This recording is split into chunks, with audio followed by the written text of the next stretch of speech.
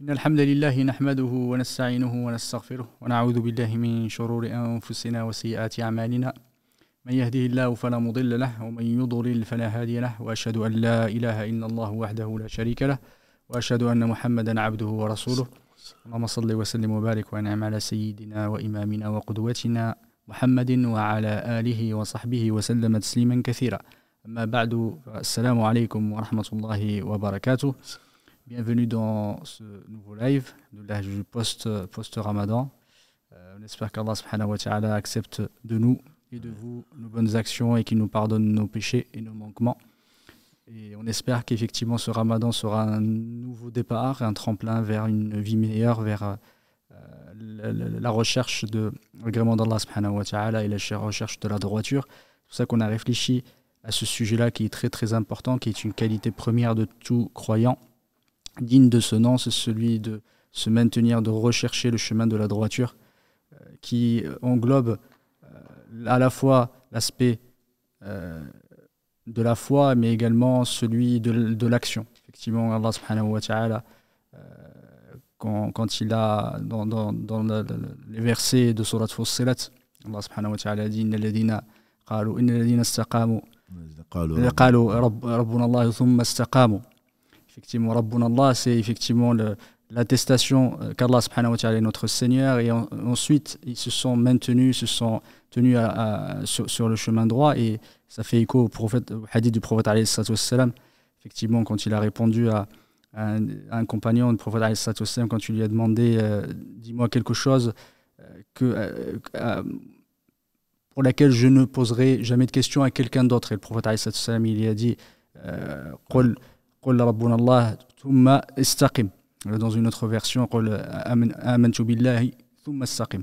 Et ça, c'est vraiment très important de rechercher effectivement tout le temps l'agrément d'Allah subhanahu wa ta'ala, tout le temps le droit chemin, et on demande à Allah subhanahu wa ta'ala dans chaque prière, dans Surat al-Fatiha, effectivement la recherche de Sirat al-Mustaqim, ce chemin droit. Et j'ai le plaisir d'avoir Cheikh Mahmoud, barakallahu fiqh, Allah le récompense par le meilleur, qui va nous accompagner pendant ce cours et qui va nous expliquer le concept de l'istiqama, son importance en islam, et surtout juste après le Ramadan, où il faudra redoubler d'efforts pour ne pas perdre les bonnes habitudes qu'on a acquises pendant ce mois béni. Barakallahu fiqh, Cheikh, et bienvenue. Barakallahu fiqh Muhammad. Bismillahir Rahmanir Rahim. Alhamdulillahi Rabbil Alamin. Ashhadu an la ilaha illallah wahdahu la sharika lah. وأشهد أن محمدا عبده ورسوله اللهم صل على محمد وعلى آل محمد كما صليت على آل إبراهيم إنك حميد مجيد اللهم بارك على محمد وعلى آل محمد كما باركت على آل إبراهيم في العالمين إنك حميد مجيد. أما بعد, donc barakallahu fik, c'est Mohamed, ça nous avait manqué ce face à face, cette complicité, alhamdulillah, qui fait la beauté de ces lives, donc où toute l'équipe est effectivement présente. Donc de la communication de la mosquée, barakallahu fihim.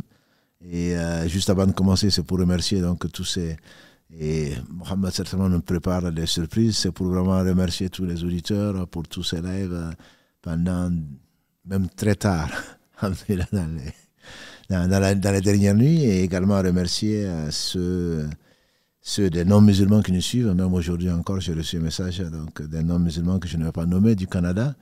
Et donc toutes ces personnes qui nous font confiance, qu'Allah nous guide et justement nous maintiennent sur le droit chemin que tu as si bien défini. Et il est important, il a toujours été important, mais il le reste encore peut-être plus après des efforts intenses que Allah subhanahu wa ta'ala nous a demandé pendant ce mois qui donc se conclut par la fête donc de l'Aïd al-Fitr.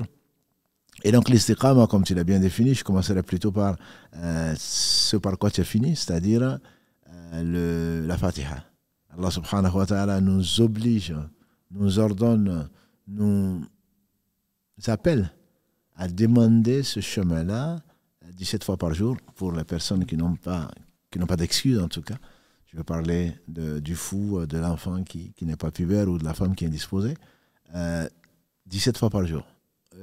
Ibn Taymiyyah, quand il fasse miséricorde, on lui fait dire qu'il a pensé, cherché quelle est la meilleure des invocations.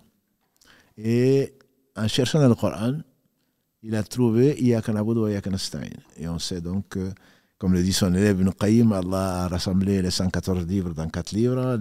Les 3 premiers, ils les ont rassemblés dans le Coran, tout le Coran dans la Fatiha, et toute la Fatiha dans Iyyaka na'budu wa iyyaka nasta'in. Verset 4, c'est toi seul que nous adorons, c'est toi seul dont nous implorons le secours. Donc, quelle est la demande dont on a le plus besoin? Le besoin le plus important de l'homme, c'est la guider. C'est la guider. Donc, ce qui vient après, oh Allah, c'est toi seul que nous adorons, c'est de toi seul dont nous implorons le secours. Le secours pourquoi? Pour t'adorer. Et donc cette adoration passe nécessairement par le fait d'être sur la droite voie. Donc l'istiqama, pour ceux qui ne sont pas arabes, pour ceux qui ne sont pas arabophones, l'istiqama c'est la même racine, donc mustaqim, donc le chemin droit ou la voie droite. Donc pour l'atteindre, c'est l'objectif que Allah nous a affiché aussi. Il faudrait faire le rapport quand il dit شهر رمضان الذي أنزل فيه القرآن هدى للناس وبينات من الهدى والفرقان. C'est pendant le mois de Ramadan que nous avons révélé le Coran comme guidé. Donc quand nous demandons à Allah de nous guider, il nous guide sur le chemin droit. Et donc les Arabes, ils disent que, enfin les Arabes savants en tout cas, ils disent que c'est la meilleure façon d'appeler, d'indiquer ce chemin-là, c'est que quel est le chemin qu'il faut suivre, ça c'est dans le Coran, et quel est le chemin. Quand on y est néanmoins, on continue à demander, d'où le titre donc, de l'émission qu'on a choisi. Effectivement, c'est le fait de rester sur le chemin. Pour rester sur le chemin, il faut y être. Il faut être pour ensuite le maintenir. Allah nous a guidés. Et il donne tout à tout le monde sauf la foi. Il nous a donné la foi. Walillahi alhamd. On ne saurait jamais le remercier pour cela et pour tout le reste. Et cette foi doit être maintenue. Et donc c'est pour cela que ce n'est pas parce qu'on est guidé que demain on le sera. C'est pas parce qu'on est aujourd'hui musulman que demain on le restera. C'est pas parce qu'on est musulman aujourd'hui qu'on va mourir musulman demain. Donc, ce chemin est clair. Certains disent que c'est l'islam, d'autres disent que c'est le Coran, d'autres disent que c'est la voie droite, l'obéissance à Allah. Donc, on revient, on tourne toujours autour de la même chose. Toujours est-il que ce chemin, il est le seul chemin, comme le prophète sallallahu alayhi wa sallam nous l'a indiqué. Il a un jour meilleur qu'aujourd'hui. Il a tracé donc un carré, on peut dire. Il a tracé un chemin qui sortait un chemin droit. Et de part et d'autre de ce chemin, il a mis des sentiers. Donc il a dit ça en expliquant le verset 153 de la sourate An'am, de la sourate 6. Donc Allah subhanahu wa ta'ala, voici mon chemin droit. Et donc tout autre, suivez-le et ne suivez pas les sentiers. Donc qui vont vous éloigner de mon chemin. Par conséquent, il n'y a qu'une seule voie droite qu'il a tracée pour qui? Siratal ladhina an'amta alayhim. Et le chemin que tu as tracé, le chemin qu'ont suivi les gens que tu as agréés, qui sont-ils? Dans la sourate 4, verset 69, Allah dit وَمَا يُطِعِ اللَّهَ وَالرَّسُولَ فَأُولَٰئِكَ مَعَ الَّذِينَ أَنْعَمَ اللَّهُ عَلَيْهِم مِّنَ النَّبِيِّينَ وَالصِّدِّيقِينَ وَالشُّهَدَاءِ وَالصَّالِحِينَ فَحَسُنَ أُولَٰئِكَ رَفِيقًا. Celui qui obéit à Allah et au messager, voilà ce que Allah a agréé. Donc le chemin que nous demandons, c'est le chemin, c'est pas un chemin nouveau, c'est un chemin ancien, c'est le chemin sans lequel Allah n'agrée pas. Donc c'est le chemin de l'obéissance à Allah, de sa reconnaissance. Et comme tu l'as si bien rappelé, ce hadith Qul Rabbi Allah thumma istaqim dit Allah est mon Seigneur. Si Allah effectivement est mon Seigneur, je dois lui demander. C'est ce qu'il faut comprendre. C'est pas je dis mon Seigneur est Allah et ensuite suis le chemin droit. Mais dans ce qu'on vient d'expliquer, que les savants ils ont dit, c'est on demande à Allah de suivre le chemin. Parce que ce n'est pas parce qu'on veut le suivre qu'on pourra le suivre. Il n'y a pas de force ni de mouvement que par Allah. Donc c'est demander, c'est le plus grand besoin, demander le chemin droit. Et donc le prophète alayhi salatu salam nous l'a indiqué. Et Allah l'avait indiqué au premier comme au dernier. Par conséquent, le chemin c'est le plus grand besoin. Et le fait de suivre le chemin, c'est ce qui va nous faire suivre, comme le disent les meilleurs d'entre nous. Je n'avais jamais entendu cette explication, mais je l'ai lu assez récemment. Je trouve ça très beau. Celui qui suit le chemin droit, ce n'est pas seulement ici. Ce chemin droit lui permettra de traverser le pont, qui est le chemin, et en fonction de son obéissance, en fonction de le fait qu'il s'accroche à ce chemin-là, il se peut qu'il passe très vite sur le chemin, sur le sirat, jeté sur l'enfer. Plus il va être obéissant dans ce bas monde, plus il va passer vite. On sait que tout le monde va traverser, tout le monde sera appelé à traverser ce chemin. Et que la quasi-totalité des gens vont tomber en enfer. Les meilleurs d'entre nous passeront comme un éclair, comme l'a dit le prophète sallallahu alayhi wa sallam. D'autres, comme on dira aujourd'hui un avion de chasse, on dira la vitesse de la lumière, on dira tout ce qu'on veut, mais d'autres vont passer péniblement, ils seront blessés, mais ils vont quand même traverser. Donc c'est comme quelque part, dans cette vie, celui qui a obéi à Allah va traverser, dit Ibn Qayyim, qu'Allah lui fasse miséricorde, il va traverser vite ce chemin-là qui est jeté sur l'enfer, et les crochets, en fait, ce sont, puisque le sirat, il y a les crochets. C'est un fil, comme on a dit, plus fin qu'un cheveu, plus tranchant qu'une épée, et de part et d'autre, il y a les crochets. Et donc, quelque part, c'est la vie de ce bas monde. On a l'obéissance à Allah, on a un chemin qui est droit sans tortuosité, et de part et d'autre, on a des tentations. La tentation, quand on s'arrête un peu, ben on peut dévier à gauche, on peut dévier à droite. Donc ce chemin droit, il est bordé nécessairement. Donc de portes à ne pas ouvrir, qui sont les portes de la désobéissance à Allah subhanahu wa ta'ala. Et donc ce chemin droit, il est le chemin qui conduit au paradis, le chemin qui conduit à l'agrément d'Allah, comme tout ce qu'on vient de dire et que les savants ont expliqué. Donc c'est extrêmement important. Ce n'est pas seulement après le Ramadan, c'est tout le temps. C'est tout le temps au point que le prophète sallallahu alayhi wa sallam disait ce que nous avons souvent répété ici, ya muqallib al-qulub, thabbit qalbi ala dinik. Ô toi qui renverse les cœurs, raffermis mon cœur sur ta religion, donc sur le chemin droit, parce que si on l'a, c'est une faveur d'Allah, c'est à lui qu'on doit demander également de le suivre jusqu'à le rencontrer, subhanahu wa ta'ala. J'en profite avant de continuer sur le sujet de l'istiqam ou la droiture. On a, alhamdoulilah, comme à l'instar de la semaine dernière, on a prévu un petit quiz. Cette fois-ci, c'est une question, Inch'Allah Ta'ala, qui va être en rapport avec les mosquées. Le cadeau qu'on a prévu, alhamdoulilah, c'est Cheikh Killa, c'est un livre sur la hijama qui s'appelle Le remède miraculeux. Sans citer l'édition, mais voilà, c'est un livre plutôt intéressant. Effectivement, la question est quelle est la mosquée qui abrite la plus ancienne université du monde islamique, du monde arabe. Voilà, je répète, c'est quelle est la mosquée qui abrite la plus ancienne université du monde et qui effectivement existe dans dans une des villes d'un pays arabe et musulman. Voilà, c'est alhamdoulilah, la mosquée a le même nom, l'université a le même nom que cette mosquée. Cette mosquée, juste pour donner quelques pistes, c'est une mosquée qui a été fondée par une femme. Qu'Allah subhanahu wa ta'ala vous facilite effectivement la réponse à cette question. Et je répète, voilà le livre qu'on souhaite, Inch'Allah ta'ala, offrir, il s'appelle Al-Hijama, le remède miraculeux. En parlant effectivement du verset tout à l'heure, celui de Surat Fussilat, les versets Surat Fussilat à partir de verset 30. Alladhina qalu rabbuna Allah thumma istaqamu tatanazzalu alayhim al-malaikatu la takhafu wa la tahzanu. Et c'est une des conséquences vraiment, on va dire le fruit effectivement de l'istiqama. En premier lieu, c'est celui de l'agrément d'Allah subhanahu wa ta'ala, celui qu'on recherche, c'est le sens même de notre existence, celui d'adorer Allah subhanahu wa ta'ala. Mais derrière, il y a un fruit qui est intéressant, le fruit est une résultante intéressante, c'est ce bonheur. C'est ce bonheur qui peut être aussi sur cette vie et dans l'au-delà. Et parfois, on a l'impression qu'effectivement, l'istiqam, à rester sur ce droit chemin, c'est de la pénibilité, c'est quelque chose de dur, effectivement, qu'on fait. Alhamdoulilah, on le fait pour l'au-delà, mais il faut savoir aussi que ça nous empêche de beaucoup de mots sur cette terre aussi. Si tu veux, Inch'Allah, barakallahu fik, nous en parler du bénéfice de se tenir sur ce droit chemin sur cette terre. Barakallahu fik.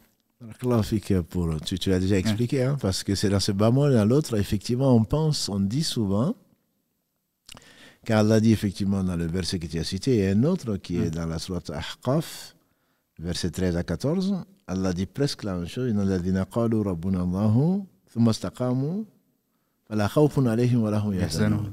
Donc Allah dit dans ce verset 13 et après ulaika ashabul jannah khalidina fiha jaza'an bima kanu ya'malun.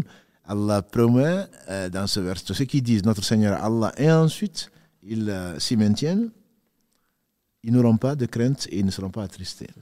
Donc ceci est vrai dans ce bas monde et dans l'au-delà. Surtout dans l'au-delà, puisqu'Allah continue dans ce bas monde n'étant qu'éphémère et très peu, Allah insiste sur l'éphémère et sur l'éternité. Et donc, Ulaïka ashabul jannati khalidina fiha, voilà les gens qui seront les gens du paradis pour y demeurer éternellement. Jaza'an bima kanu ya'maloun, en récompense de ce qu'ils ont fait auparavant, donc dans ce bas monde.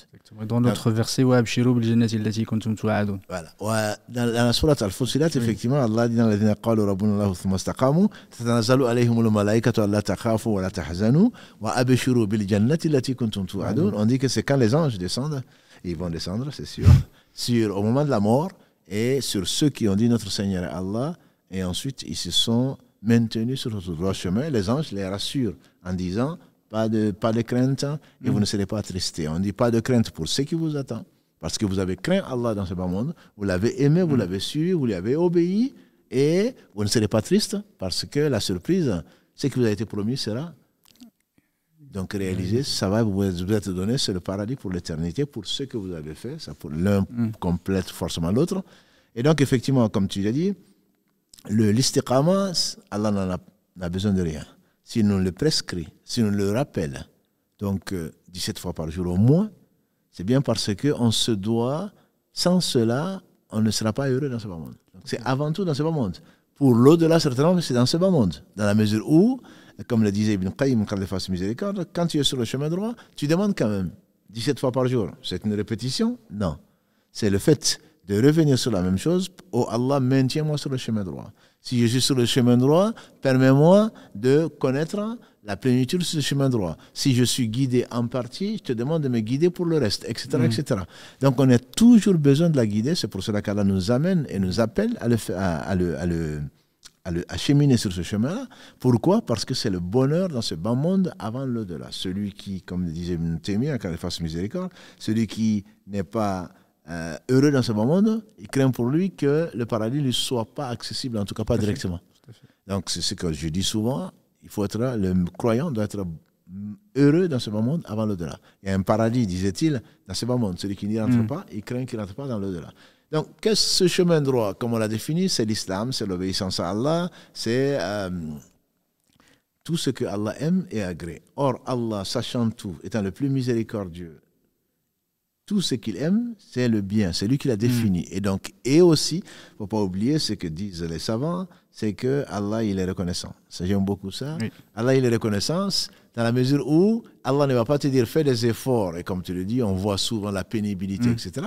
Allah étant reconnaissant, si tu fais des efforts, il va te récompenser dans ce bas monde avant l'au-delà. Il va te rassurer, il va t'accompagner, il sera avec toi dans les moments que tu considères comme difficiles, mais lui, tout lui est facile. Donc, ce que les autres vont considérer comme difficile, il va te l'alléger. Et tu vas te retrouver heureux d'avoir Allah comme Seigneur, d'avoir emprunté la voie de l'islam et d'avoir obéi au prophète en obéissant à Allah subhanahu wa ta'ala. Donc, nécessairement, la personne ne peut être que heureuse dans ce moment, même si, effectivement, elle va avoir des épreuves comme tout un chacun, heureusement. Donc, c'est pour cela que dans ce bas monde, déjà, le fait d'éviter ce qu'Allah a interdit, le fait de faire ce qu'Allah a ordonné autant que l'on peut, c'est déjà le bonheur dans ce bas monde. C'est d'ailleurs le bonheur, je dirais. C'est pas un début de bonheur, c'est le bonheur. Parce que tout ce que nous arrive, disait Ibn Qayyim quand il fasse miséricorde, il dit qu'il n'y a pas de malheur qui arrive individuellement ou sur la communauté, si ce n'est pas dû à la désobéissance au prophète sallallahu alayhi wa sallam, donc une désobéissance à Allah. Tout malheur qui nous arrive, personnellement, ou à la communauté en général, est certainement dû à une désobéissance à Allah et à son messager. Lui parlait du messager sallallahu alayhi wa sallam, puisque celui qui désobéit au messager désobéit à Allah. Au point que les gens qui connaissent Allah s'inquiétaient, voyaient en tout un signe, un rappel. J'ai mon monture qui ne marche pas, je mets la clé dans ma voiture, elle ne marche pas, je veux monter sur mon chameau qui ne marche pas, je veux emprunter tel chemin, ça ne marche pas.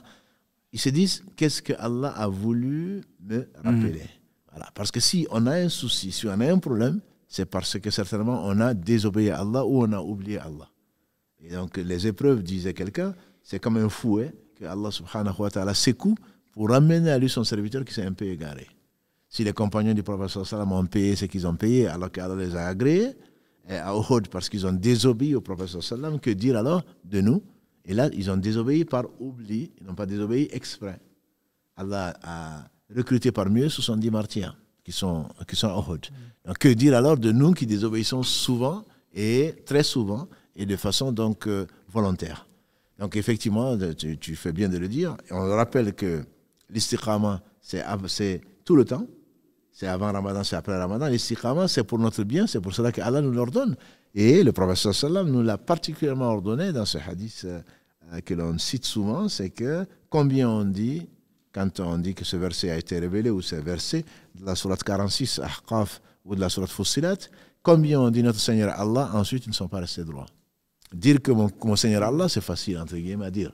Rabbi, Rabbi, Rabbana, Rabbi Allah, c'est facile. Mais qu'est-ce qu'il a dit? Qul, Rabbi Allah, dit mon Seigneur Allah, thumma istaqim, c'est-à-dire, et ensuite il reste droit sur ce que tu viens de dire, avec les implications. Ce que cela implique, c'est que Allah soit le premier, il a toujours été, qu'Allah passe avant toute chose sur ses passions, sur tout ce que tu aimes, qu'Allah soit obéi et qu'il ne soit pas désobéi, qu'Allah soit remercié et qu'on ne lui désobéisse pas, etc., etc. Donc ça, c'est l'implication de l'istiqama. Si effectivement tu l'as été, alors très certainement tu seras heureux. Et également, pour raccourcir l'histoire, on dit que le prophète sallam avait très peu de cheveux blancs, alors qu'il en avait très très peu, il était plus beau, on peut l'imaginer, et que quand on lui a dit comment se fait-il qu'il ait les cheveux blancs sont connus pour venir souvent par la vieillesse ou alors les soucis. Voilà, c'est l'un des deux, sinon les deux. Et donc on dit qu'il a dit, c'est Hud, c'est la sourate Hud et ses sœurs qui m'ont donné des cheveux blancs. Et dans la sourate Hud, donc Allah dit, subhanahu, dans la sourate 11, Allah dit, fastaqim kama umirt. Donc reste droit comme ceci t'a été ordonné.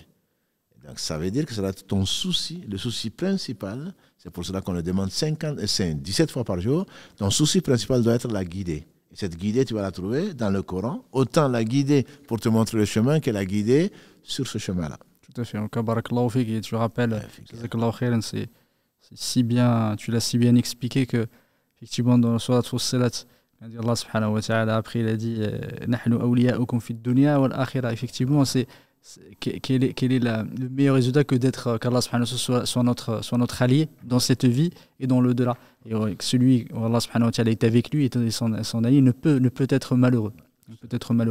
Et je voulais, barakallahu fik, citer un autre hadith sur le prophète alayhi salatu wassalam, sur le hadith qui est connu, où le prophète alayhi salatu wassalam disait Inna ad-dina yusr wa ma yushadda ad-dina ahadun minkum illa ghalabah fasaddidu wa qaribu. Et Ibn al-Qayyim rahmatullahi ta'ala, ce hadith effectivement que la religion est facile et celui qui veut effectivement se la rendre difficile, c'est extrêmement compliqué. Fasaddidu wa qaribu, ça veut dire que viser la droiture, visez bien la droiture, ou rapprochez-vous-en, faites le meilleur de ce que vous pouvez. Ça, on peut le traduire comme ça.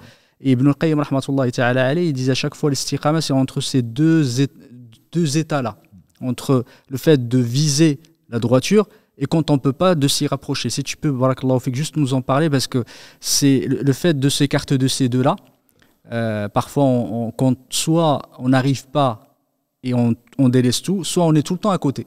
On vise jamais la droiture. Effectivement, comme il a dit, alayhi salatu wassalam, c'est que tu nous as rappelé, donc la religion est facile. Facile, ouais. Mais on a toujours tendance, Satan, disaient les gens de science, peu importe comment il va te faire tomber. Soit par l'extrémisme de gauche, soit par l'extrémisme de droite. Il y a des gens qui vont dans l'excès et qui ne mangent plus, qui se sont abstenus, comme le hadith que l'on connaît. Moi, je ne me marie plus, moi, je ne me marie pas, moi, je ne mange pas dans la journée, moi, je ne dors pas dans la nuit. Allah a des anges, il n'a pas besoin d'anges, qui ne mangent pas, qui ne boivent pas et qui sont asexués. Donc, le problème ne se pose pas, tu n'es pas un ange. Et le prophète leur a répondu indirectement, en tout cas pour nous. Moi, je suis celui qui connaît le mieux Allah, ou celui qui l'aime le plus, ou celui qui le craint le plus. J'ai des épouses, je dors la nuit, je me lève pour prier, je mange des jours et des jours où je ne mange pas. Donc, effectivement, la religion est facile et personne n'est rentré en compétition avec la religion sans que la religion le vainque. Et c'est la suite du hadith qui nous intéresse aujourd'hui, c'est qu'il faut viser. Viser, c'est quoi? C'est connaître déjà l'objectif. On a un objectif qu'il faut viser tel qu'un tir à l'arc ou un tir au pistolet ou je ne sais quoi d'autre. Il y a un objectif qu'on vise. Donc, on doit être ambitieux, comme on aime souvent le dire dans cette émission. On doit être ambitieux. Il y a un objectif. Si Allah fixe un objectif, c'est qu'on peut l'atteindre. On peut l'atteindre, sinon il ne l'aurait pas fixé. Voilà. Et donc, il faut viser et ne restons pas, comme on a demandé au prophète sallam, qu'est-ce que c'est que l'excellence, donc al-ihsan, et il a dit qu'Allah prescrit al-ihsan dans toute situation. Donc, il faut viser l'excellence. Et si tu n'y arrives pas, et c'est le cas de nous en particulier, d'autres vont arriver, Inch'Allah, si tu n'y arrives pas, au moins que tu te rapproches. Donc ne dis pas, eh bien ça, je ne vais pas y arriver, donc j'abandonne tout. Comme certains, non, je n'arrive pas à porter le hijab, parce que je travaille, non, je n'arrive pas à faire mes prières à l'heure, celle que tu peux faire à l'heure. Donc même samedi, même dimanche, même la nuit, même le matin, tu ne vas pas faire la prière à l'heure. Il faut te rapprocher parce que c'est Allah qui te rapproche. Allah n'a rien ordonné qui soit impossible. Et il te dit, comme craignez Allah autant que vous pouvez. Autant que vous pouvez, pas autant que vous voulez.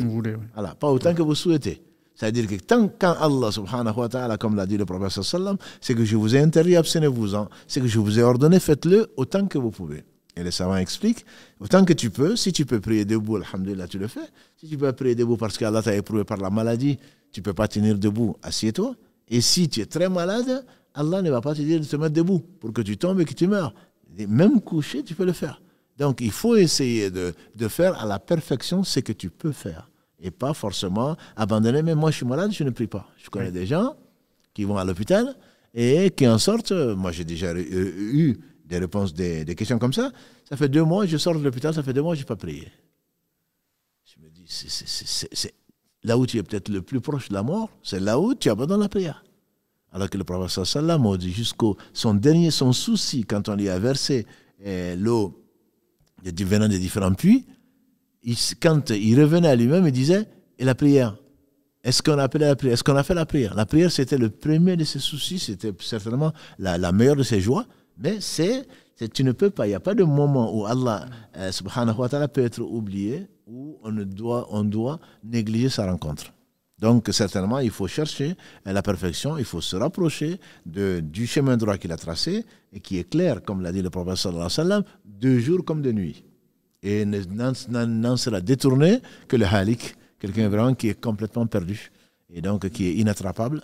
Et c'est pour cela, certainement, que l'istiqama doit être le sujet important, doit être notre souci avant le ramadan, pendant le ramadan également, après le ramadan, jusqu'à ce qu'on rencontre notre Seigneur subhanahu wa ta'ala.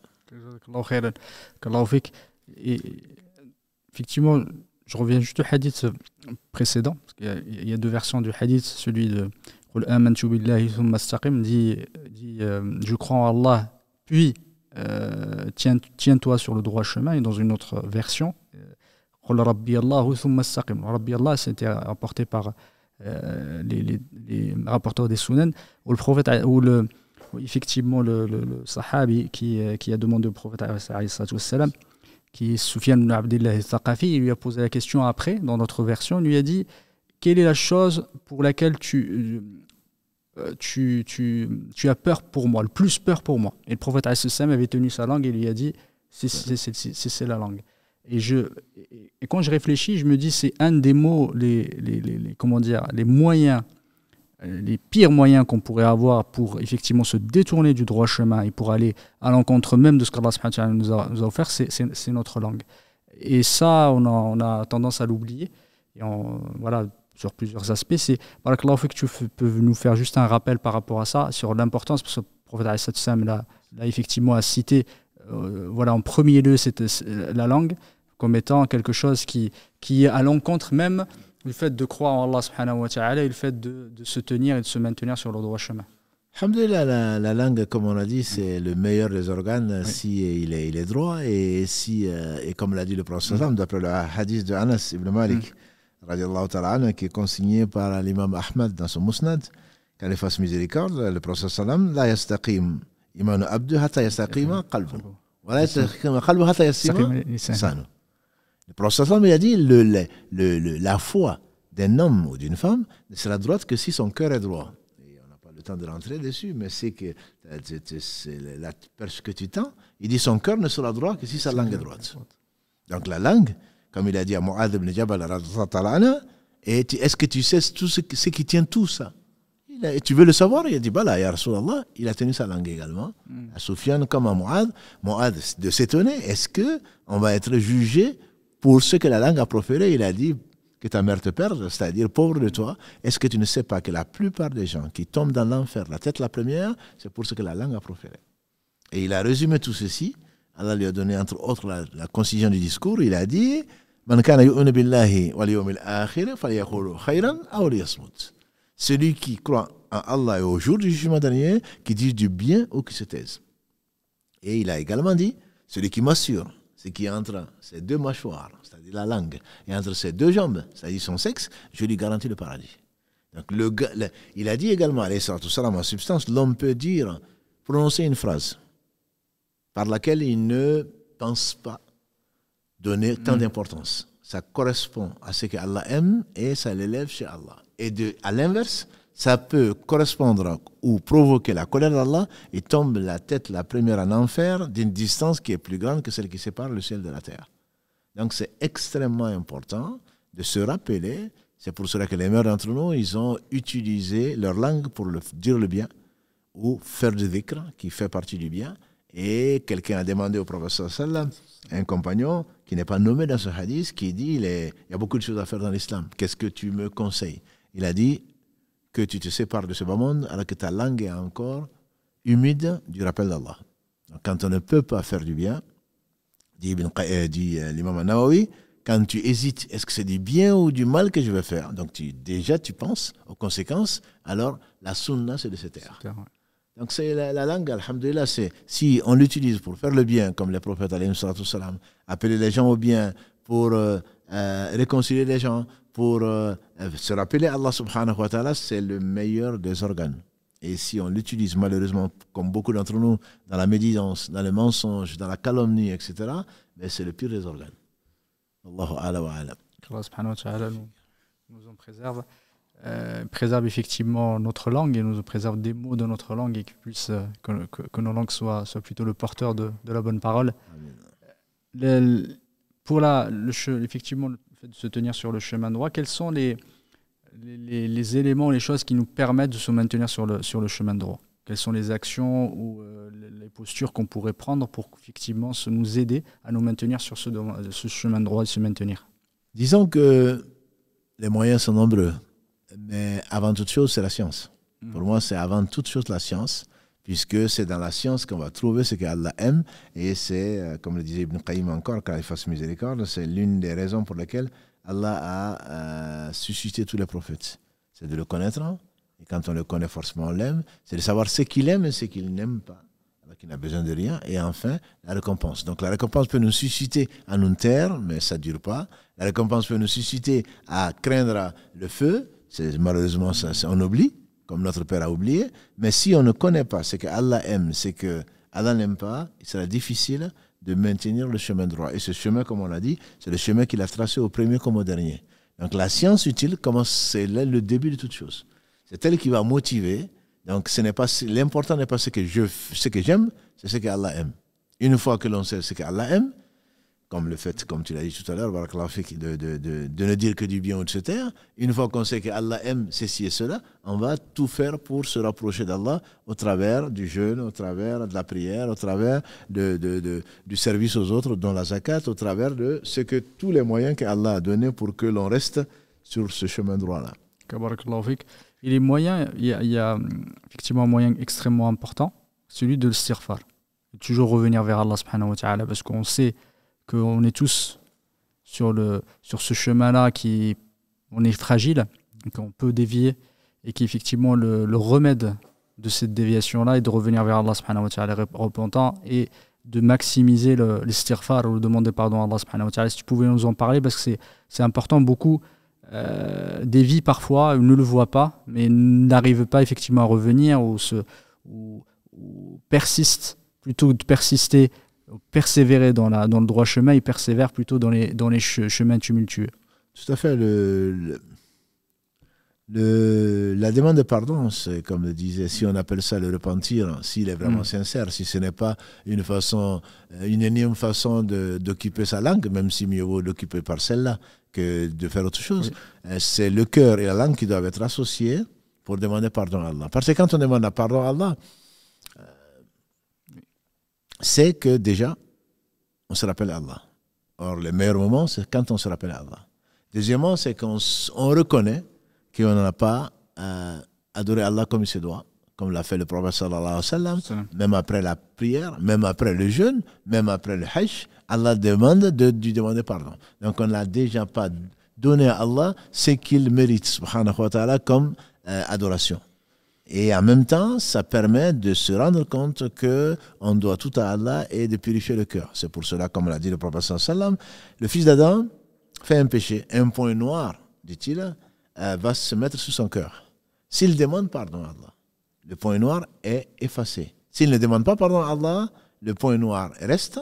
D'autres péchés viennent enrichir cet endroit. Et il dit, c'est à ça que fait allusion la parole d'Allah subhanahu wa ta'ala dans la sourate 83, Al-Mutaffifin, Kalla bal arana ala qulubihim ma kanu yaksibun. Oh que oui, leur cœur a été rouillé par ce qu'ils faisaient. Donc le péché, c'est lui qui voile. Le péché est là pour voiler donc notre vision. Et comme c'est pas forcément la cataracte, on n'est pas forcément ophtalmologue, mais il est clair que quand il y a un voile devant les yeux, ce qui est le cas des gens qui ne croient pas, c'est le cas des hypocrites, Allah a voilé et même scellé donc leur cœur, et donc ils ont les yeux qui ne voient pas. Et c'est justement dû au fait que le cœur a été rouillé par donc les péchés. Le fait de demander, il faut polir le cœur au travers donc la demande de pardon qui, si elle est sincère, certainement, Ibn Qayyim disait que c'est le début du chemin, c'est la moitié du chemin, enfin, c'est le milieu du chemin et c'est également la fin du chemin. C'est-à-dire que une fois que Allah a voulu te montrer qui tu es, c'est-à-dire pauvre serviteur que Allah a guidé et qui est un Seigneur miséricordieux, une fois que Allah a mis ton pied à l'étrier, que tu as commencé à le connaître, donc à l'aimer, tu ne peux pas t'arrêter de demander pardon à Allah jusqu'à mourir. C'est vraiment, c'est pas je demande pardon à Allah 100 fois par jour, comme le faisait le prophète sallallahu alayhi wa sallam, mais c'était tout le moment. Anas disait que dans la même assemblée, on ne pouvait pas compter le nombre de fois que le prophète sallallahu alayhi wa sallam demandait pardon à Allah. Donc c'est une pratique à faire. Si le cœur est présent, en tout cas, c'est bien la demande de pardon à Allah qui, l'exemple qui est connu, qu'on dit souvent de l'imam Al-Hassan al-Basri, Allah lui fasse miséricorde. Des gens sont venus lui demander, ils n'ont pas d'enfants. Comme ça peut arriver, comme épreuve, à certains de nos sœurs, certains de nos frères. Et il demandait, imam, je n'ai pas d'enfant, qu'est-ce que je fais? Il dit, istaghfiru rabbakum thumma tubu ilayh.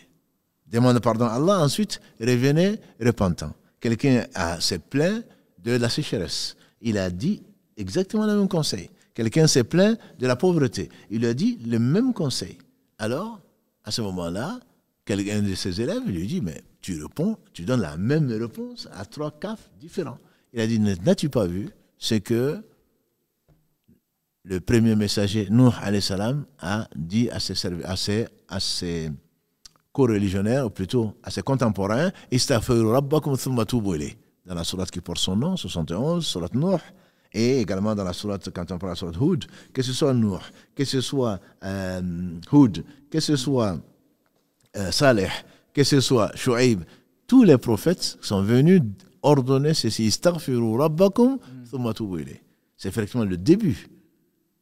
Demande pardon à Allah et ensuite reviens repentant. C'est le début, c'est le milieu, c'est également la fin. Celui qui, à la fin de sa vie, Allah lui a permis de demander pardon à Allah et de revenir repentant, certainement n'aura pas de soucis. Et c'est là que les anges descendent.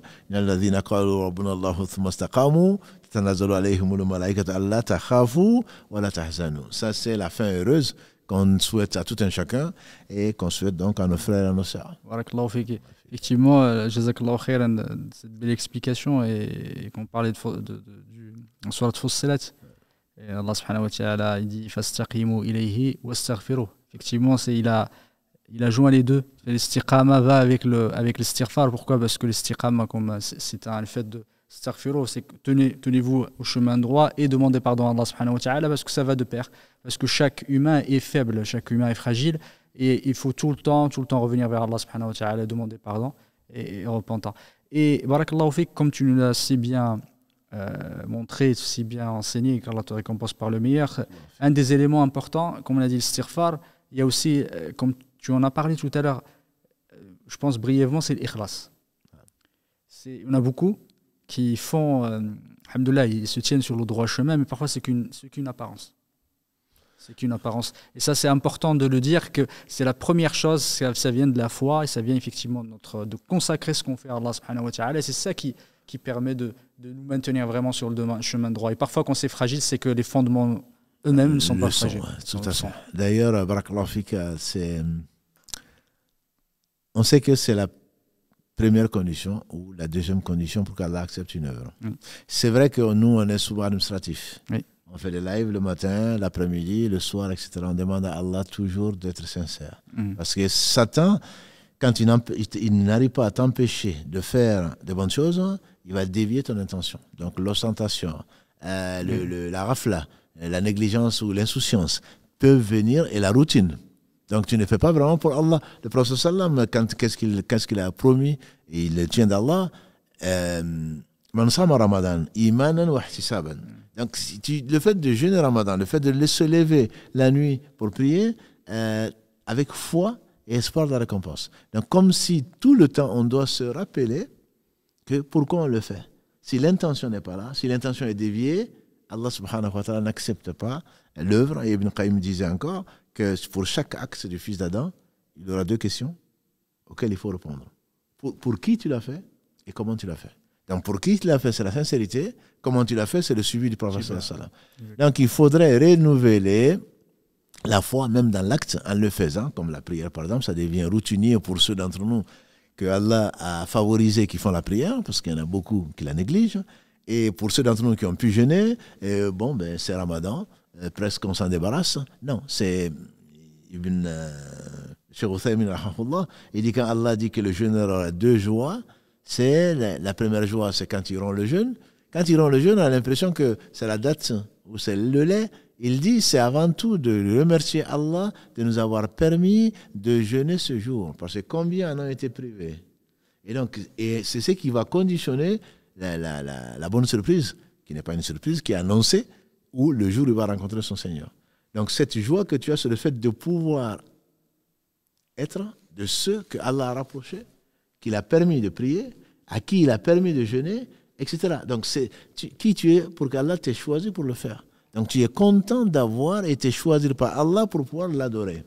Ça, c'est la première des joies et qui doit être, c'est pour cela peut-être que le croyant est nécessairement quelqu'un donc d'heureux et quelqu'un donc qui connaît le bonheur, dans la mesure où on ne peut pas mesurer, on ne peut pas même évaluer quel bonheur il y a à pouvoir adorer Allah subhanahu wa ta'ala.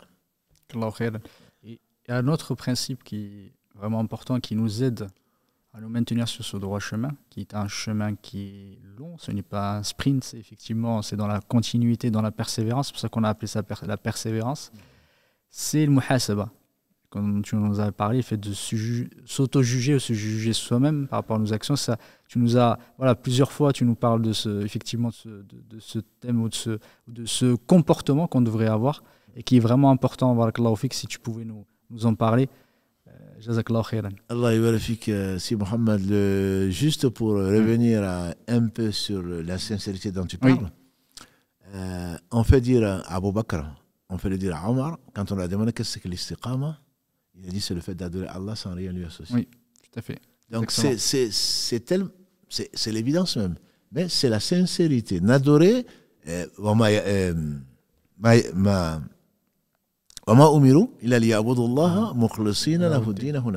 à nous, comme aux prédécesseurs, Allah n'a ordonné que de l'adorer avec sincérité, exclusivement.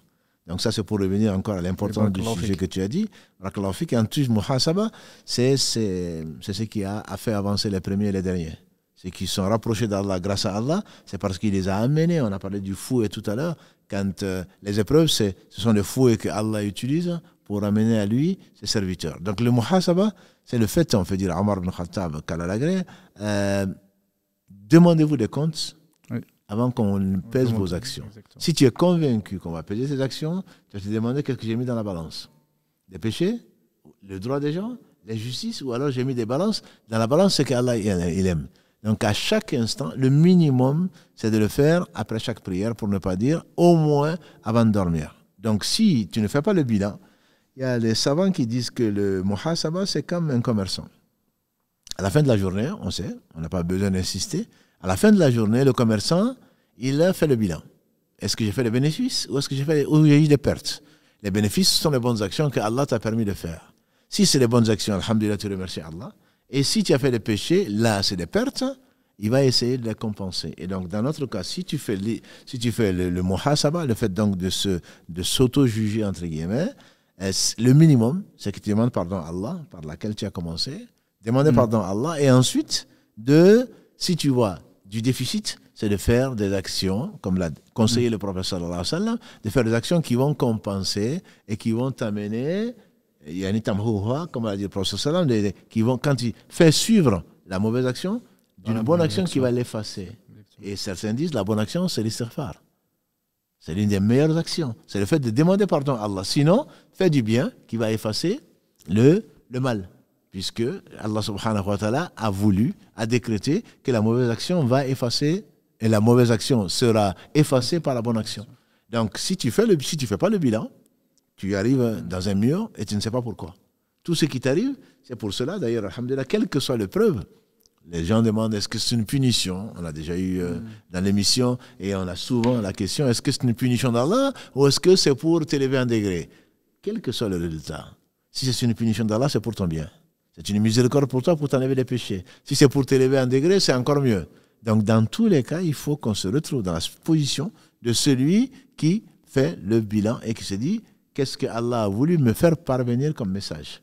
Dans tous les cas, il n'y a que du bien dedans, à demander pardon, à essayer de rectifier si c'est rectifiable, ou au moins de faire de bonnes actions pour essayer de compenser donc, les différents péchés auxquels Allah te fait penser pour que tu puisses revenir vers lui repentant. Allah subhanahu wa ta'ala, il dit effectivement, Ya ayyuhalladhina amanu taqullaha wa tanzur nafsun ma qaddamat lighad. Effectivement, c'est l'essence même, on va dire que de la taqwa, c'est de toujours regarder ce qu'on fait. Effectivement, qu'est-ce qu'on fait pour demain, qu'est-ce qu'on a fait pour l'au-delà, et que tu as cité hasibu anfusakum qabla an tuhasabu. Effectivement, jugez-vous vous-même, faites avant que vous soyez jugés, ou vous faites le bilan avant effectivement que ça soit trop tard, et c'est ça qu'il faudrait prendre en compte, et de se dire qu'on est tout le temps en perpétuel manquement, et ce n'est pas, on vise l'excellence, mais atteindre la perfection n'est pas de ce monde. Du coup, il faut toujours rechercher qu'est-ce qu'on a fait et faire toujours le bilan, prendre du recul sur ce qu'on fait dans la vie, parce que parfois, on prend des décisions qui ne sont pas forcément les bonnes, même si on les fait pour les bonnes intentions. L'idée, c'est tout le temps de prendre du recul et de céder aussi. Parfois, parce que nous-mêmes, parfois, on peut comment dire, se tromper, et il faut tout le temps céder. Et un des éléments importants, c'est de s'entourer aussi de bonnes personnes. Ça, c'est des éléments, Barakallahu fik, si tu pouvais nous en parler, de s'entourer des meilleurs conseillers qui peuvent nous aider et nous maintenir sur ce droit chemin. Effectivement, on n'est pas parfait, alhamdulillah. Allah seul est parfait. Et si on est en groupe, Allah a voulu que la bonne compagnie, comme le prophète l'a bien expliqué, elle est comparable à celle du vendeur de parfum. Soit il t'en donne, c'est une bonne parole, c'est un rappel, soit il te le vend, et soit au moins tu le sentir bon. Donc le fait de rester en bonne compagnie, la femme pieuse, la femme vertueuse, le mari vertueux, le compagnon, Allah dit, subhanahu wa ta'ala, les amis intimes, ce jour-là, seront les ennemis les uns des autres, sauf les pieux. Parce que les pieux, ils seront encore amis ce jour-là. Parce qu'ils se sont donnés. Les gens qui s'enjoignent la vérité, l'islam, on oublie. Et donc, on doit se le rappeler. De la meilleure façon, bien sûr, il ne s'agit pas de juger les autres, mais tu es en compagnie de ton mari, ou de ton épouse, ou de tes enfants, ou de tes amis. Déjà, Satan s'en éloigne, parce que ne serait-ce que par pudeur, tes péchés, tu vas les retarder.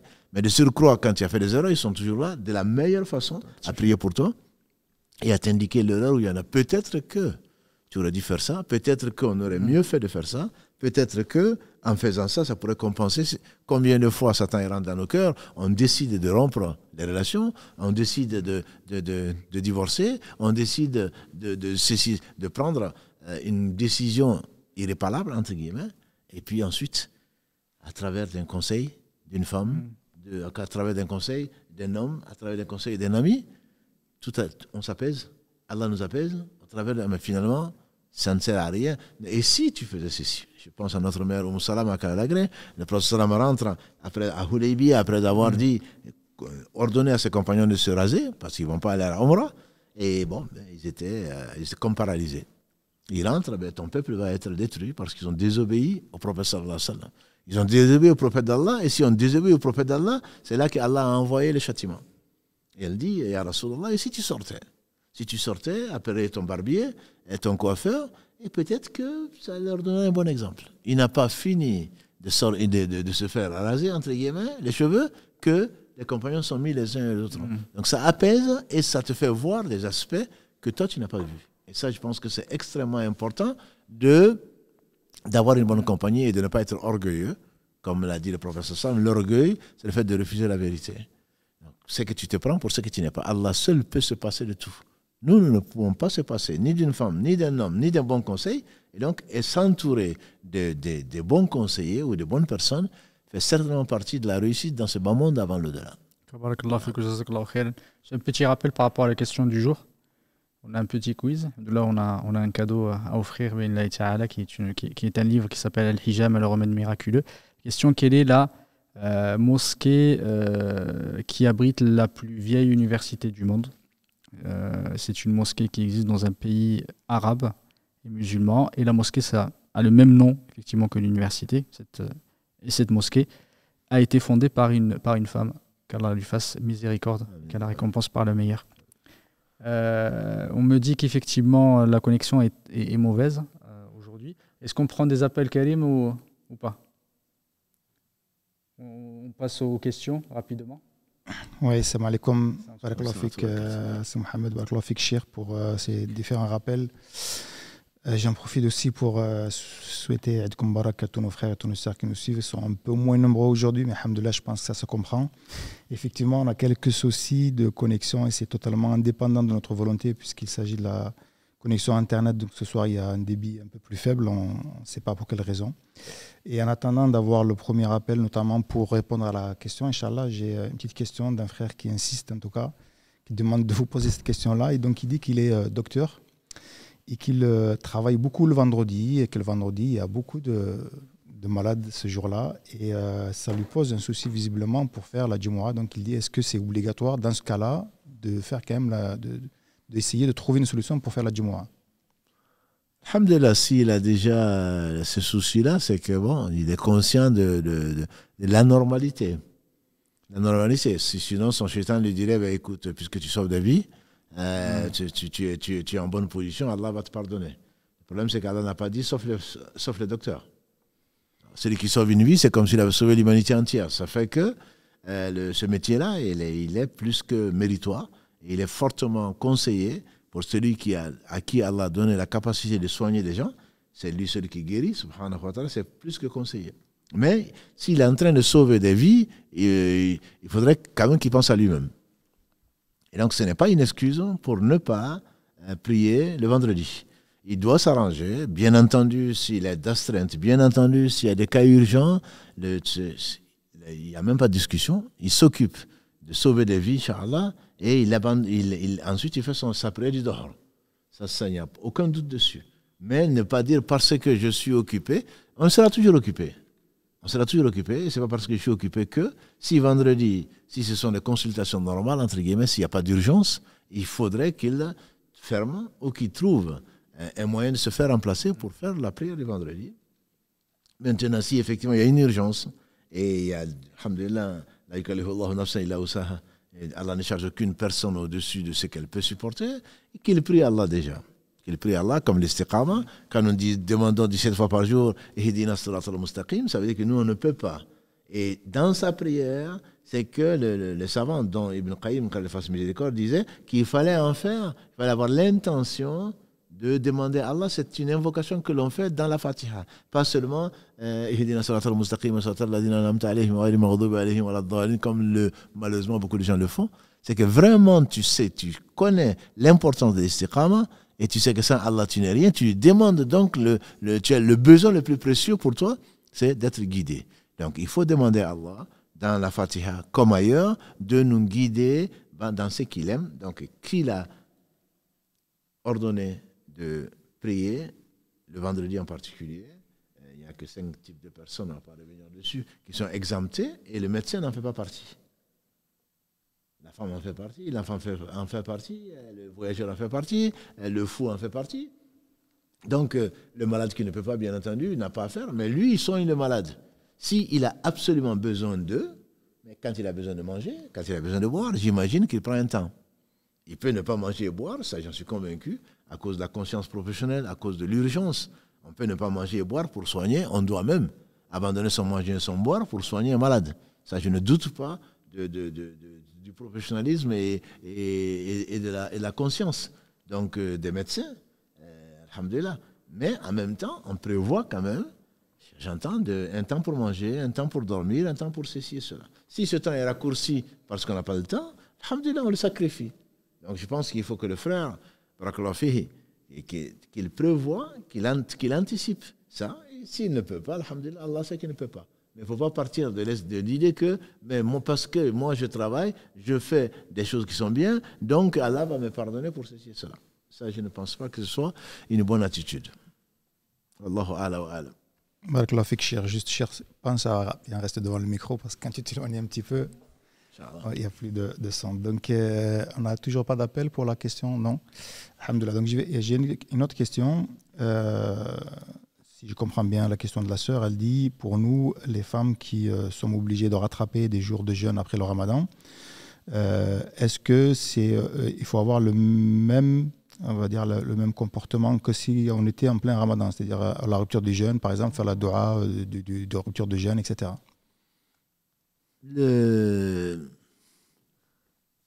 Sans spécification, c'est la même chose. C'est-à-dire que là, tu es en train de faire un jeûne qui est obligatoire, qui est le rattrapage, il est obligatoire. Il y a un certain nombre de choses qu'il ne faut pas faire, comme le fait de l'arrêter quand on veut, le fait voilà, sauf si on est obligé de le faire. On avertit, quand on est marié, on avertit donc son époux en disant que je compte rattraper ce jour-là. Voilà, on doit le faire. Mais le jeûne étant obligatoire, c'est exactement la même chose qu'on pendant le ramadan. Il n'y a pas un jeûne obligatoire et obligatoire avec les mêmes conditions. Et donc, il faudrait à ce moment-là essayer de respecter les mêmes, sauf s'il y a une spécification, ce que je ne connais pas, de spécification spéciale dans le rattrapage par rapport au jeûne qui est obligatoire. Nous avons un appel donc pour la question. Assalamu alaikum. Assalamu alaikum wa rahmatullahi wa barakatuh. Wa alaikum salam wa rahmatullahi wa barakatuh. Vous êtes frère Karim, frère Mohamed, Cheikh Dafé, barakallahu fikum. Wa fik. Je suis en train de décoder avec mon portable et j'appelle avec le portable de mon épouse pour ne pas rater une miette. Je crois que j'hésite entre la mosquée de Kerouan et celle de Fès. Pour la mosquée, mais je ne suis pas... C'est celle de Fès, Qarawiyyin, c'est ça? Qarawiyyin, c'est en Tunisie et Fès... Non, c'est le Qayrawan, c'est celle de Tunisie. Celle de Fès, c'est le Qarawiyyin, celle de Fès. Qarawiyyin, c'est ça, ouais, tout à fait, ouais. Je crois qu'elle date du XIIIe siècle, non? Je ne me rappelle plus du tout. C'est ça. Mais exactement, c'est ça. C'est la réponse. C'est l'université Al-Qarawiyyin. Juste, Inch'Allah Ta'ala, ils vont t'appeler. Ou tu peux peut-être rester, Inch'Allah Ta'ala, pour donner l'adresse, pour quand on voit le livre. En tout cas, félicitations, barakallahu fik, qu'Allah te récompense pas le meilleur. Qu'Allah vous récompense, qu'Allah vous préserve. Ouais, yak, salam alaikum wa barakatuh. Frère Mohamed, c'est un plaisir d'entendre votre voix. J'entends votre voix. Et Cheikh, aujourd'hui, il est habillé à l'africaine aujourd'hui. Masha'Allah. C'est l'Aïd. Alhamdulillah. Barakallahu fik. Masha'Allah. Barakallahu excellence. Barakallahu fik. En tout cas, voilà la réponse à la question, c'était la Jami'at al-Qarawiyyin, effectivement l'université al-Qarawiyyin, qui est une mosquée aussi, al-Qarawiyyin, qui a été fondée par Fatima al-Fihriya, qu'Allah lui fasse miséricorde, qui est la plus ancienne université du monde, qui existe encore jusqu'à aujourd'hui, qui est une université de sciences islamiques, qui s'appelle al-Qarawiyyin, il y a al-Qayrawan, mais c'est plutôt en Tunisie, même si le nom se ressemble. Qarawiyyin, c'est à Fès, oui. C'est celle, effectivement, qui abrite l'université la plus ancienne. Ouais, du monde. Il y a un appel. Barakallahu fik.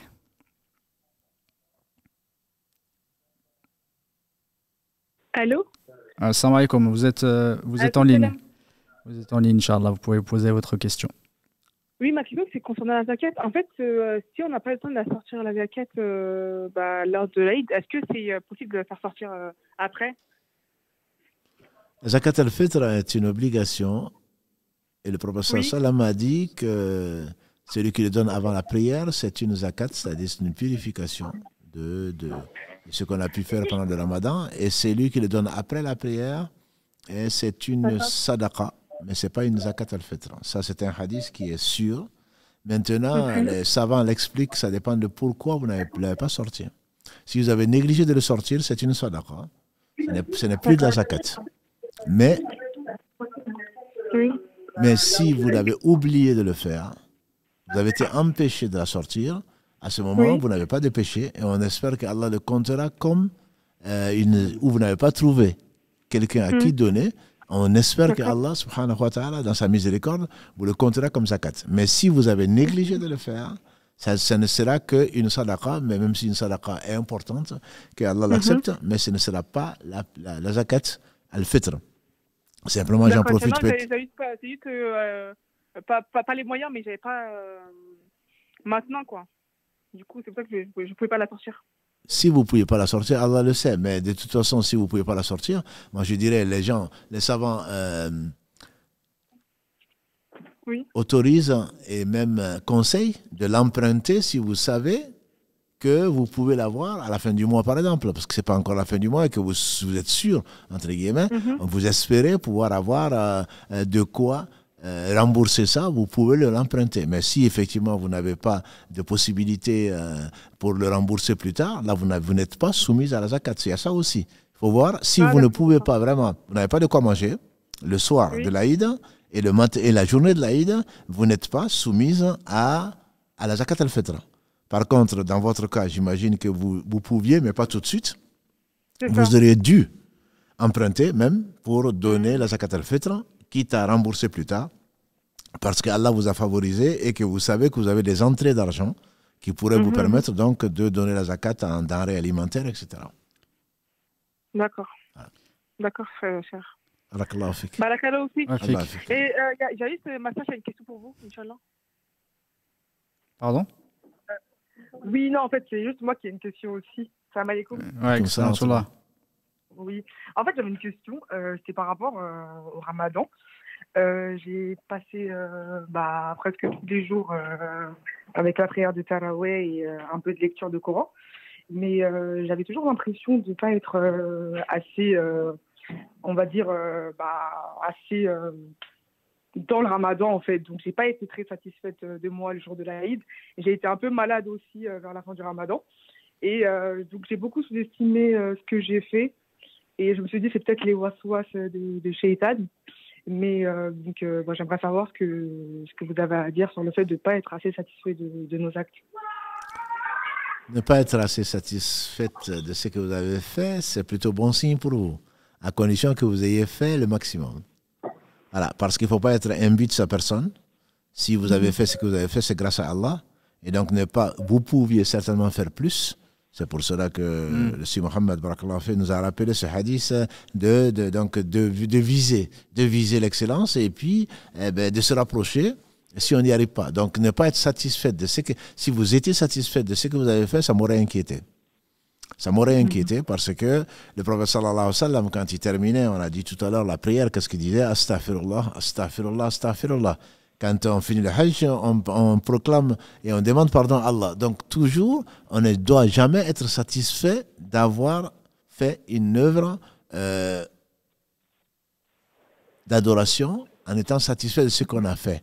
On est satisfait de son Seigneur, on est content qu'il nous ait donné l'occasion de la faire, de nous avoir choisi pour cela, mais on ne doit pas être satisfait de ce qu'on lui a donné, parce que rarement on lui donne ce qu'il faut, et pour ne pas dire jamais. Donc si vous n'êtes pas satisfaite par modestie, par humilité ou par connaissance d'Allah, c'est très bien. Mais si vous n'êtes pas satisfaite parce que vous savez très bien que vous auriez pu faire plus et que vous avez dormi un peu trop, que vous n'avez pas assez lu le Coran, que vous n'avez pas profité assez de votre temps, là, il y a à lui demander encore pardon, dans tous les cas, voilà, de n'avoir pas fait assez. Donc, vous êtes mieux placé que moi pour savoir quelle est la raison, si c'est par vraie modestie ou si c'est parce que vous avez négligé de le faire. À ce moment-là, dans tous les cas, vous revenez vers Allah subhanahu wa ta'ala en demandant pardon et il est celui qui accueille le repentir. D'accord, ok. Bon, Allah barakallahu fik pour les réponses. Je vais faire une introspection et je vais voir, Inch'Allah. Barakallahu fik. Merci beaucoup. Salam alaikum. Salam السلام ورحمة الله وبركاته.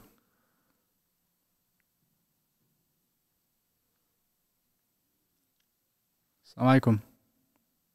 Allô, salam alaikum. وعليكم السلام ورحمة الله وبركاته. On est en direct? Oui, tout à fait. Vous pouvez poser votre question. Oui, Inch'Allah. j'avais juste une question par rapport au Ramadan. C'était par rapport à la lecture du Coran. Mhm. Et moi, je sais que l'année dernière, alhamdoulilah, j'avais pu le lire en entier. Et cette année, je trouvais que l'année dernière, c'était lu, mais sans... comment dire? J'avais l'impression que c'était automatique, quoi. Il fallait vite lire le Coran. Et moi, cette année, moi, je suis pas satisfaite, mais je me suis dit que je préfère me contenter de 2 pages par jour et de le faire tout au long de l'année que de le faire en un mois et de plus l'ouvrir après. Voilà, c'était ma question. C'est mieux de faire ça ou de lire pendant un bon moment et après de plus trop lire, quoi. Vous connaissez la réponse. Hein? Il est évident qu'il faut trouver un chemin entre les deux. Le Ramadan est le livre, et le mois plutôt, pendant lequel Allah a révélé le Coran.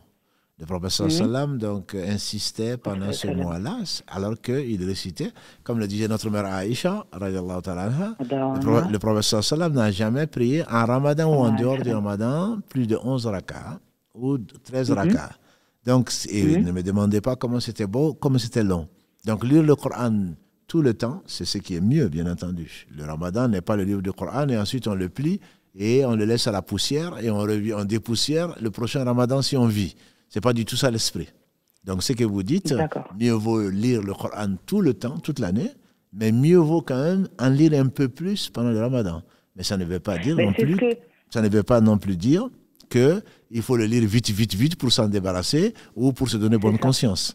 Donc, c'est pas du tout ça. C'est pas fait pour ça. Et nulle part on ne va trouver que le prophète sallam a ordonné d'une façon ou d'une autre de lire tout le Coran pendant le Ramadan.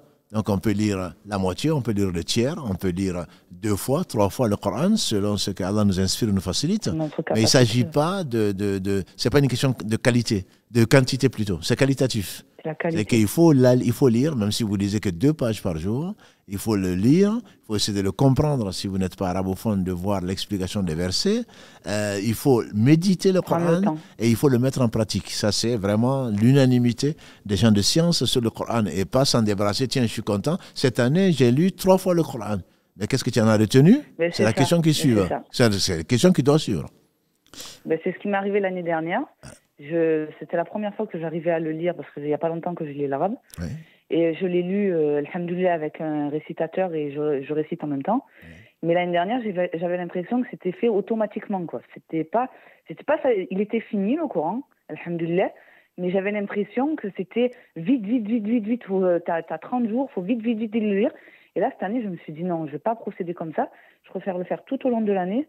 Et même pendant le Ramadan, lire un peu plus, mais que ça perdure tout au long de l'année. Et c'est ça que je me suis dit, est-ce que c'est mieux de faire comme ça ou de le faire automatique? C'est ce qui est conseillé, mais si vous voulez, Allah vous a illuminé le cœur, vous a permis de comprendre que c'est pas le plus important, c'est pas la quantité, c'est la qualité. Après, Shaitan va vous dire, non mais 2 pages suffisent. Si vous pouviez en lire 4, ça aurait été mieux pour vous. Mais effectivement, de le lire toute l'année, c'est sûr que c'est la bonne option. Ça, c'est clair. Le Coran n'a pas été révélé pour être lu pendant le mois de Ramadan et rien d'autre. Pas du tout. Ça a été révélé pour que vous compreniez, pour que vous lisiez, pour que vous l'aimez, pour que vous méditez et pour que vous le mettez en pratique. Donc, cette option, elle est très bonne. En même temps, ce n'est pas parce que ce que je vous conseille, si Allah vous permet de le faire, ce n'est pas parce que vous ne l'avez pas lu que vous devez vous contenter de 2 pages par jour. C'est même très bien, c'est excellent. Il y en a qui ne le font pas. Mais quand Allah va vous donner du temps, petit à petit, je rajoute, Inch'Allah.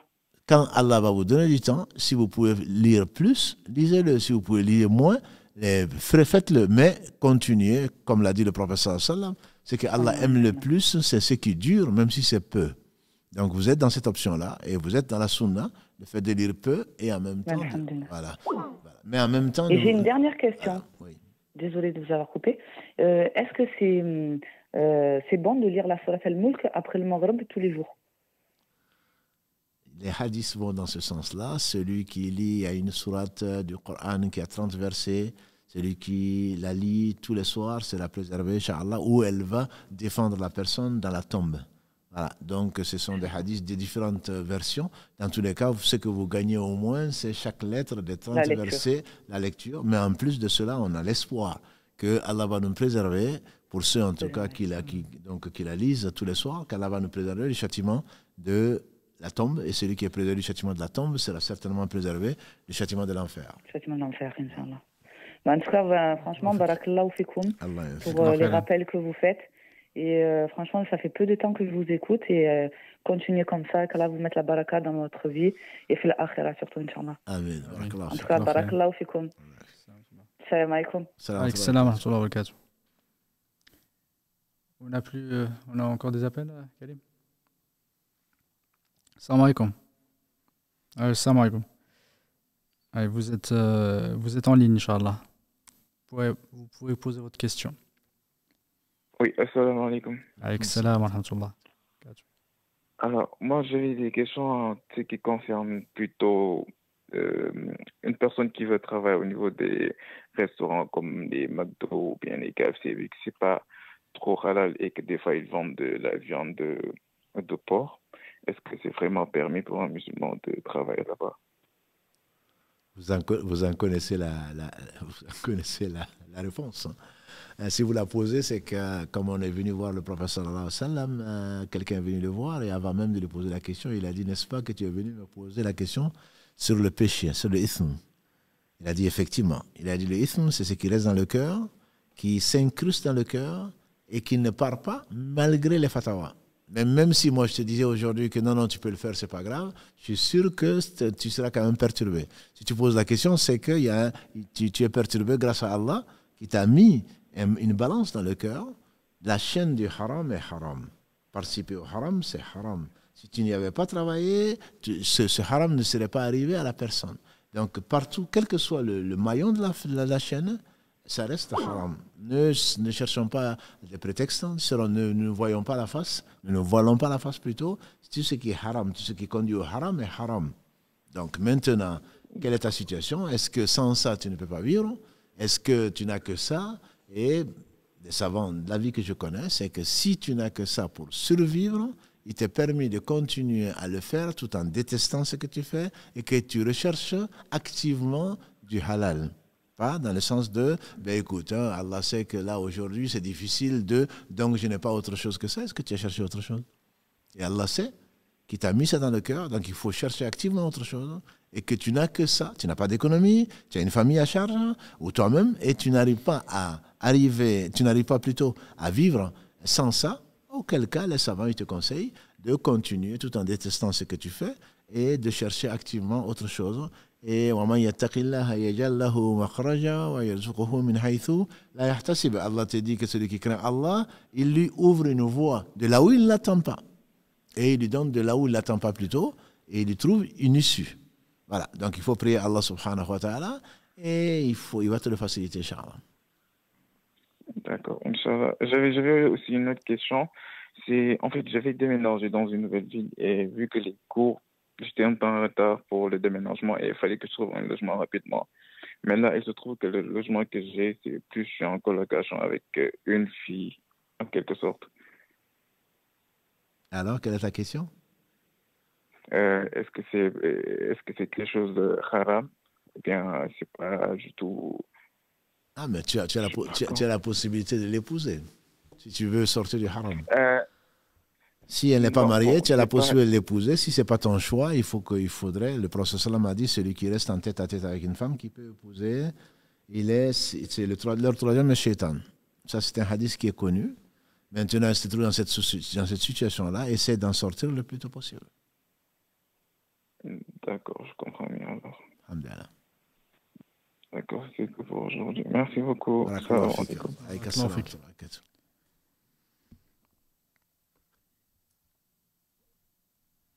Salam alaikum. Allô? Salam alaikum. J'espère que vous allez bien. Je vous appelle en fait, c'est que je viens de perdre mon petit frère d'un cancer. Et je voulais partager avec vous. On va bientôt faire la salat al-janaza. Et je voulais que l'imam fasse une petite sourate pour mon petit frère chéri qui a eu 23 ans et qui est parti le dernier jour du Ramadan avant l'Aïd. Qu'Allah lui fasse miséricorde. Qu'Allah lui fasse miséricorde, comme dit Mohammed. On va demander également à la communauté qui est la nôtre, donc ce sont nos frères et sœurs qui sont sur le live, même s'ils sont moins nombreux. Allah sait de qui il va accepter. Il se peut que ce soit parmi nous celui qui est loin du micro et qui est en train d'écouter. Donc on partage bien entendu votre souffrance ou nos condoléances. Donc Allah subhanahu wa ta'ala lui fasse miséricorde. Et s'il l'a fait, certainement c'est le mieux pour lui. D'autant plus qu'il a souffert certainement puisque c'est un cancer.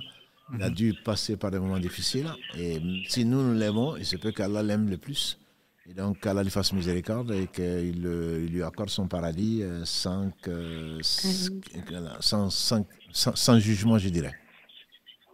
D'accord. Amen. Merci. Merci beaucoup. Merci vraiment pour tout, monsieur. Amen. Ça nous a fait du bien et Inch'Allah que ça apaise le cœur pour nous les sœurs, pour nous et surtout ma maman.